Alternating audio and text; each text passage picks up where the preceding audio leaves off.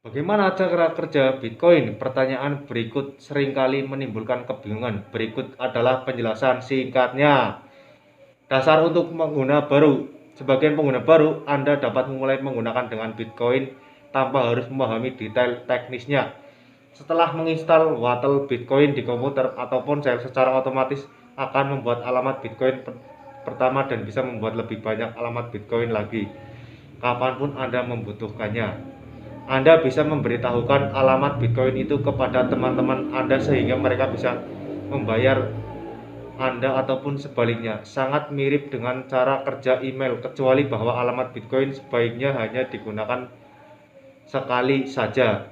1. Saldo rantai blok adalah sebuah catatan transaksi publik di mana jaringan Bitcoin berdasar. Semua transaksi yang telah dikonfirmasi tersimpan di dalam rantai blok sehingga Watel Bitcoin dapat menghitung sisa uang, dapat membelanjakan, serta transaksi-transaksi baru dapat diverifikasi untuk memastikan bahwa memang dimiliki oleh pengguna itu.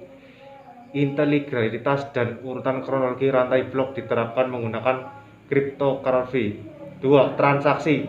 Sebuah transaksi adalah transfer nilai atau Watel Bitcoin yang dimasukkan ke dalam rantai blok. Watel Bitcoin menyimpan sebagai data rahasia yang disebut kunci pribadi atau SEN yang digunakan untuk mendatangi transaksi, memberikan bukti matematis bahwa memang benar berasal dari pemilik Watel tanpa tangan, juga untuk mencegah transaksi diubah oleh siapapun setelah diterbitkan.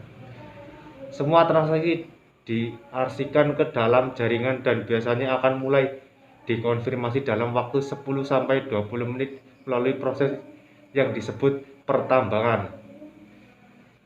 Pertambangan adalah sistem konsensus terdistribusi yang digunakan untuk mengonfirmasi antrian transaksi dengan memasukkannya ke dalam rantai blok.